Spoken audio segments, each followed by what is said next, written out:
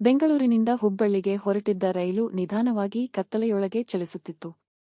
ಅದೇ ಸಮಯದಲ್ಲಿ ಮೂರನೇ ಬೋಗಿಯ ಒಂದು ಮೂಲೆಯಲ್ಲಿ ಕುಳಿತಿದ್ದ ಅಜಯ್ನ ಕಣ್ಣಿಗೆ ಒಂದು ಕಪ್ಪು ಬಣ್ಣದ ಬ್ಯಾಗ್ ಕಾಣಿಸಿತು. ಆ ಬ್ಯಾಗ್ನ್ನು ಯಾರೂ ಗಮನಿಸುತ್ತಿರಲಿಲ್ಲ. ಆದರೆ ಕೆಲವೇ ಗಂಟೆಗಳ ನಂತರ ಆ ಬ್ಯಾಗ್ ಅವನ ಬದುಕನ್ನೇ ಬದಲಾಯಿಸಲಿದೆ ಎಂದು ಅವನಿಗೆ ಗೊತ್ತಿರಲಿಲ್ಲ. ಅಜಯ್ ಸಾಮಾನ್ಯ ಮಧ್ಯಮ ವರ್ಗದ ಯುವಕ, ಖಾಸಗಿ ಕಂಪನಿಯಲ್ಲಿ ಕೆಲಸ ಮಾಡುತ್ತಿದ್ದ. ಆ ದಿನ ಅವನು ತನ್ನ ತಾಯಿಯನ್ನು ನೋಡಲು ಊರಿಗೆ ಹೋಗುತ್ತಿದ್ದ. ರೈಲಿನಲ್ಲಿ ಜನಸಂದಣಿ ಕಡಿಮೆ ಇತ್ತು. ಅವನ ಎದುರಿನ ಸೀಟಿನಲ್ಲಿ ಒಬ್ಬ ವಯಸ್ಸಾದ ವ್ಯಕ್ತಿ ಕುಳಿತಿದ್ದರು. ಸ್ವಲ್ಪ ಹೊತ್ತಿನ ನಂತರ ಆ ವ್ಯಕ್ತಿ ಮುಂದಿನ ನಿಲ್ದಾಣದಲ್ಲಿ ಇಳಿದರು. ರೈಲು ಮತ್ತೆ ಹೊರಟಿತು. ಆಗ ಅಜಯ್ ಗಮನಿಸಿದ, ಆ ವ್ಯಕ್ತಿ ಒಂದು ಕಪ್ಪು ಬ್ಯಾಗ್ ಬಿಟ್ಟು ಹೋಗಿದ್ದರು. ಮೊದಲಿಗೆ ಅದು ಅವರದ್ದೇ ಇರಬಹುದು ಎಂದುಕೊಂಡ. ಆದರೆ ರೈಲು 2 ನಿಲ್ದಾಣ ದಾಟಿದರೂ ಯಾರೂ ಬಂದು ಕೇಳಲಿಲ್ಲ. ಇದು ಯಾರ ಬ್ಯಾಗ್ ಎಂದು ಆತ ಪಕ್ಕದ ಪ್ರಯಾಣಿಕರನ್ನು ಕೇಳಿದ. ಯಾರೂ ಉತ್ತರಿಸಲಿಲ್ಲ. ಕೆಲವರು ತಲೆ ಅಲ್ಲಾಡಿಸಿದರು. ಆ ಬ್ಯಾಗ್ ಈಗ ಸಂಪೂರ್ಣವಾಗಿ ಒಂಟಿಯಾಗಿತ್ತು. ಅಜಯ್ ಮನಸ್ಸಿನಲ್ಲಿ ಸಂಶಯ ಶುರುವಾಯಿತು. ಇತ್ತೀಚೆಗೆ ಸುದ್ದಿಗಳಲ್ಲಿ ಕೇಳಿದ ಘಟನೆಗಳು ಅವನ ನೆನಪಿಗೆ ಬಂದವು. ಕಳ್ಳತನದ ವಸ್ತುಗಳಿರಬಹುದಾ? ಅಥವಾ ಯಾರಾದರೂ ಮರೆತಿರಬಹುದಾ? ಅವನು ಟಿಟಿಯನ್ನು ಹುಡುಕಲು ಎದ್ದ. ಆದರೆ ಟಿಟಿ ಇನ್ನೊಂದು ಬೋಗಿಯಲ್ಲಿ ಇದ್ದರು. ಮತ್ತೆ ಬಂದು ಕುಳಿತಾಗ ಅವನ ಕಣ್ಣಿಗೆ ಒಂದು ವಿಚಿತ್ರ ಸಂಗತಿ ಕಾಣಿಸಿತು. ಬ್ಯಾಗ್ನ ಜಿಪ್ ಸಂಪೂರ್ಣ ಮುಚ್ಚಿರಲಿಲ್ಲ. ಒಂದು ಚಿಕ್ಕ ಬಿಳಿ ಲಕೋಟೆ ಹೊರಗೆ ಕಾಣಿಸುತ್ತಿತ್ತು. ಅವನ ಕುತೂಹಲ ಹೆಚ್ಚಾಯಿತು. ಆದರೆ ಆ ಲಕೋಟೆಯೊಳಗೆ ಏನಿತ್ತು ಎಂಬುದು ಅವನಿಗೆ ಊಹೆಯೂ ಇರಲಿಲ್ಲ. ಸ್ವಲ್ಪ ಹೊತ್ತಿನ ನಂತರ ರೈಲು ಕತ್ತಲೆಯ ಅರಣ್ಯದ ಮಧ್ಯೆ ಸಾಗುತ್ತಿತ್ತು.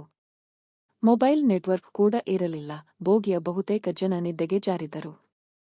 ಅಜಯ್ ಕೊನೆಗೆ ಧೈರ್ಯ ಮಾಡಿ ಬ್ಯಾಗ್ ಹತ್ತಿರ ಹೋದ. ಯಾರಾದರೂ ನೋಡುತ್ತಿದ್ದಾರಾ ಎಂದು ಸುತ್ತಲೂ ಗಮನಿಸಿದ. ಯಾರೂ ಗಮನಿಸುತ್ತಿರಲಿಲ್ಲ. ಅವನು ಲಕೋಟೆಯನ್ನು ಹೊರತೆಗೆದ. ಅದರ ಮೇಲೆ ಒಂದು ಹೆಸರು ಬರೆಯಲಾಗಿತ್ತು, ನನ್ನ ಮಗಳು ದೀಪ್ತಿಗೆ. ಅಜಯ್ ಆಶ್ಚರ್ಯದಿಂದ ನೋಡಿದ. ಇದು ಯಾವುದೋ ವೈಯಕ್ತಿಕ ಪತ್ರವಾಗಿರಬೇಕು ಎಂದುಕೊಂಡ. ಕುತೂಹಲವನ್ನು ತಡೆಯಲಾಗದೆ ಲಕೋಟೆ ತೆರೆದ. ಒಳಗೆ ಒಂದು ಪತ್ರ ಇತ್ತು. ಅದರ ಮೊದಲ ಸಾಲು ಓದಿದ ತಕ್ಷಣ ಅವನ ಹೃದಯ ಬಡಿತ ಜೋರಾಯಿತು. ದೀಪ್ತಿ, ಈ ಪತ್ರ ನಿನಗೆ ಸಿಕ್ಕಾಗ ನಾನು ಬದುಕಿರುವ ಸಾಧ್ಯತೆ ಬಹಳ ಕಡಿಮೆ. ಅಜಯ್ ಕೈಗಳು ನಡುಗಿದವು. ಪತ್ರವನ್ನು ಮುಂದುವರೆಸಿ ಓದಿದ. ಅದರಲ್ಲಿದ್ದ ಪ್ರತಿಯೊಂದು ಪದವೂ ನೋವಿನಿಂದ ತುಂಬಿತ್ತು. ಒಬ್ಬ ತಂದೆ ತನ್ನ ಮಗಳಿಗೆ ಬರೆದ ಕೊನೆಯ ಪತ್ರ ಅದು. ತಾನು ಹಲವು ವರ್ಷಗಳ ಹಿಂದೆ ಮಾಡಿದ ತಪ್ಪುಗಳು, ತನ್ನ ಪಶ್ಚಾತ್ತಾಪ ಮತ್ತು ಮಗಳನ್ನು ಕೊನೆಯ ಬಾರಿ ನೋಡಬೇಕೆಂಬ ಆಸೆ ಎಲ್ಲವೂ ಅದರಲ್ಲಿ ಬರೆಯಲಾಗಿತ್ತು. ಆದರೆ ಪತ್ರದ ಕೊನೆಯ ಸಾಲು ಓದಿದಾಗ ಅಜಯ್ ಇನ್ನಷ್ಟು ಗೊಂದಲಕ್ಕೆ ಸಿಲುಕಿದ. ಬ್ಯಾಗ್ ಒಳಗಿರುವ ವಸ್ತು ನಿನ್ನ ಬದುಕನ್ನು ಬದಲಾಯಿಸುತ್ತದೆ. ಅಜಯ್ನ ಕಣ್ಣುಗಳು ಬ್ಯಾಗ್ ಕಡೆ ತಿರುಗಿದವು. ಅದರೊಳಗೆ ಏನಿರಬಹುದು? ಹಣವೇ? ಆಸ್ತಿಯ ದಾಖಲೆಗಳೇ? ಅಥವಾ ಇನ್ನೇನಾದರೂ? ಕುತೂಹಲ ಅವನನ್ನು ಕಾಡತೊಡಗಿತು. ಕೊನೆಗೆ ಅವನು ಬ್ಯಾಗ್ ತೆರೆದ. ಒಳಗೆ ಕೆಲವು ಹಳೆಯ ಬಟ್ಟೆಗಳು ಇದ್ದವು, ಕೆಲವು ಫೋಟೋಗಳು ಮತ್ತು ಒಂದು ಚಿಕ್ಕ ಕಬ್ಬಿಣದ ಪೆಟ್ಟಿಗೆ. ಅದೇ ಪೆಟ್ಟಿಗೆ ಪತ್ರದಲ್ಲಿ ಹೇಳಿದ ವಸ್ತುವಾಗಿರಬೇಕು. ಆದರೆ ಅದು ಲಾಕ್ ಆಗಿತ್ತು. ಅಜಯ್ಗೆ ಈಗ ನಿದ್ರೆ ದೂರವಾಗಿತ್ತು. ಅಷ್ಟರಲ್ಲಿ ಅವನ ಎದುರು ಒಂದು ಯುವತಿ ಬಂದು ನಿಂತಳು. ಕ್ಷಮಿಸಿ, ಇಲ್ಲಿ ಒಂದು ಕಪ್ಪು ಬ್ಯಾಗ್ ನೋಡಿದ್ದೀರಾ ಎಂದು ಕೇಳಿದಳು. ಅಜಯ್ ಬೆಚ್ಚಿಬಿದ್ದ. ಅವಳ ವಯಸ್ಸು 25 ವರ್ಷ ಇರಬಹುದು. ಕಣ್ಣಲ್ಲಿ ಆತಂಕ ಸ್ಪಷ್ಟವಾಗಿತ್ತು.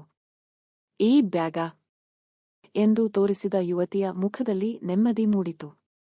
ಹೌದು, ಅದು ನನ್ನ ಅಪ್ಪನದ್ದು. ಅಜಯ್ ತಕ್ಷಣ ಎದ್ದು ನಿಂತ. ನೀವು ದೀಪ್ತಿಯಾ? ಆ ಪ್ರಶ್ನೆ ಕೇಳುತ್ತಿದ್ದಂತೆ ಅವಳ ಮುಖ ಬಿಳುಚಿಕೊಂಡಿತು. ನಿಮಗೆ ನನ್ನ ಹೆಸರು ಹೇಗೆ ಗೊತ್ತು? ಅಜಯ್ ಪತ್ರ ತೋರಿಸಿದ. ದೀಪ್ತಿ ಪತ್ರ ನೋಡುತ್ತಿದ್ದಂತೆಯೇ ಅಳತೊಡಗಿದಳು. ಅಜಯ್ಗೆ ಈಗ ಸಂಪೂರ್ಣ ಕತೆ ತಿಳಿಯಬೇಕೆಂಬ ಆಸೆ ಹುಟ್ಟಿತು. ದೀಪ್ತಿ ನಿಧಾನವಾಗಿ ಮಾತನಾಡಲು ಶುರು ಮಾಡಿದಳು. ಹಲವು ವರ್ಷಗಳ ಹಿಂದೆ ಅವಳ ತಂದೆ ಮನೆ ಬಿಟ್ಟು ಹೋಗಿದ್ದರಂತೆ.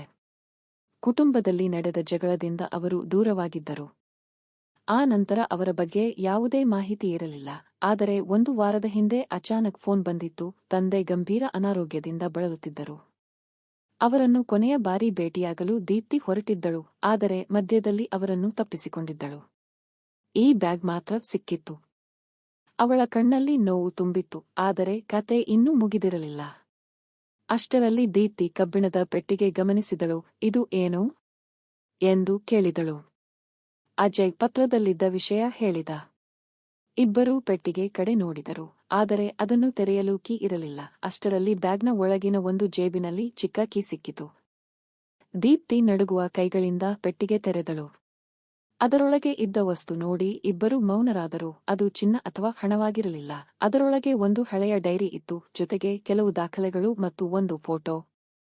ಫೋಟೋದಲ್ಲಿ ಚಿಕ್ಕ ವಯಸ್ಸಿನ ದೀಪ್ತಿ ತನ್ನ ತಂದೆಯ ಹೆಗಲ ಮೇಲೆ ಕುಳಿತಿದ್ದಳು. ಅವಳ ಕಣ್ಣಲ್ಲಿ ಕಣ್ಣೀರು ತುಂಬಿತು. ಡೈರಿ ತೆರೆಯುತ್ತಿದ್ದಂತೆ ಮತ್ತೊಂದು ರಹಸ್ಯ ಹೊರಬಂತು. ಅದರಲ್ಲಿದ್ದ ಬರಹಗಳು ತಂದೆಯ ಜೀವನದ ನಿಜವಾದ ಕಥೆಯನ್ನು ಹೇಳುತ್ತಿದ್ದವು. ಅವರು ಮನೆ ಬಿಟ್ಟು ಹೋಗಿದ್ದು ಕುಟುಂಬವನ್ನು ಬಿಟ್ಟು ಅಲ್ಲ, ಯಾರೋ ಒಬ್ಬರು ಅವರ ಮೇಲೆ ಸುಳ್ಳು ಆರೋಪ ಹಾಕಿದ್ದರು. ಆ ಆರೋಪದಿಂದ ಕುಟುಂಬಕ್ಕೆ ಅಪಾಯ ಬರಬಾರದೆಂದು ಅವರು ದೂರವಾಗಿದ್ದರು.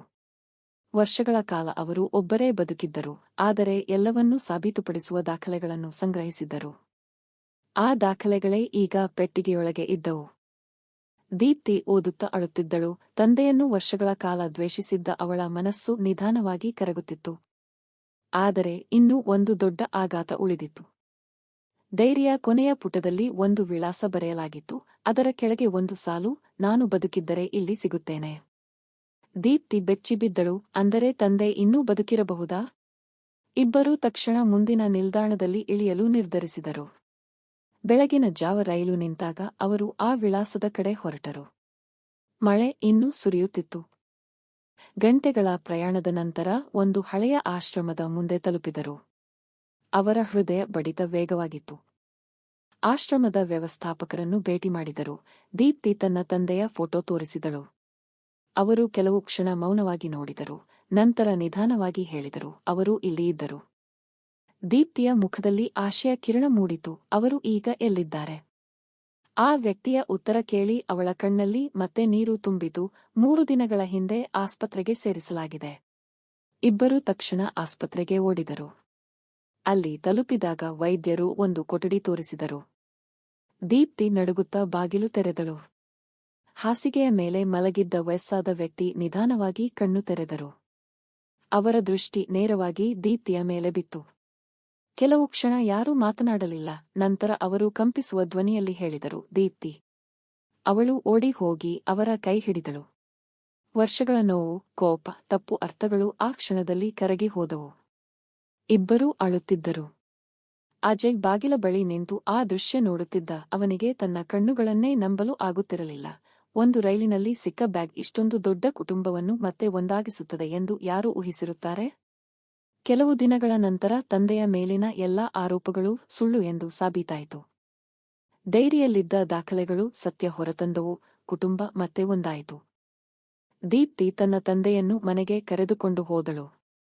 ಅಜಯ್ ತನ್ನ ಜೀವನಕ್ಕೆ ಹಿಂದಿರುಗಿದ. ಆದರೆ ಆ ರಾತ್ರಿ ರೈಲಿನಲ್ಲಿ ಕಂಡ ಕಪ್ಪು ಬ್ಯಾಗ್ ಅವನ ನೆನಪಿನಲ್ಲಿ ಸದಾ ಉಳಿಯಿತು. ಏಕೆಂದರೆ ಕೆಲವೊಮ್ಮೆ ನಾವು ಕಂಡುಕೊಳ್ಳುವ ವಸ್ತುಗಳು ಕೇವಲ ವಸ್ತುಗಳಾಗಿರುವುದಿಲ್ಲ. ಅವು ಯಾರದೋ ಕಣ್ಣೀರು, ಯಾರದೋ ನಿರೀಕ್ಷೆ, ಯಾರದೋ ಅಪೂರ್ಣ ಕತೆ, ಯಾರದೋ ಬದುಕಿನ ಕೊನೆಯ ಆಸೆಯಾಗಿರುತ್ತವೆ. ಆ ದಿನ ಅಜಯ್ ಒಂದು ಬ್ಯಾಗ್ ಮಾತ್ರ ಕಂಡಿರಲಿಲ್ಲ. ಅವನು ಕಳೆದು ಹೋದ ಒಂದು ಸಂಬಂಧವನ್ನು ಮತ್ತೆ ಸೇರಿಸಿದ್ದ. ಮತ್ತು ಆ ಕಪ್ಪು ಬ್ಯಾಗ್ನೊಳಗೆ ಅಡಗಿದ್ದ ನಿಜವಾದ ಸಂಪತ್ತು ಹಣವೂ ಅಲ್ಲ, ಚಿನ್ನವೂ ಅಲ್ಲ. ಅದು ವರ್ಷಗಳ ನಂತರ ಮತ್ತೆ ಒಂದಾದ ತಂದೆ ಮಗಳ ಪ್ರೀತಿ. ಆ ಕಾರಣಕ್ಕೆ ಇಂದಿಗೂ ಅಜಯ್ ರೈಲಿನಲ್ಲಿ ಒಂಟಿಯಾಗಿ ಬಿದ್ದಿರುವ ಯಾವುದೇ ಬ್ಯಾಗ್ ನೋಡಿದಾಗ ಕ್ಷಣಕಾಲ ನಿಂತು ಯೋಚಿಸುತ್ತಾನೆ, ಇದರೊಳಗೂ ಇನ್ನೊಂದು ಅಪೂರ್ಣ ಕತೆ ಅಡಗಿದೆಯೇ? ನಮ್ಮ ಕತೆ ನಿಮಗೆ ಇಷ್ಟವಾಗಿದ್ದರೆ ದಯವಿಟ್ಟು ಈ ವಿಡಿಯೋಗೆ ಒಂದು ಲೈಕ್ ಮಾಡಿ ಮತ್ತು ನಮ್ಮ ಚಾನೆಲ್ను ಸಬ್ಸ್ಕ್ರೈಬ್ ಮಾಡಿಕೊಳ್ಳಿ.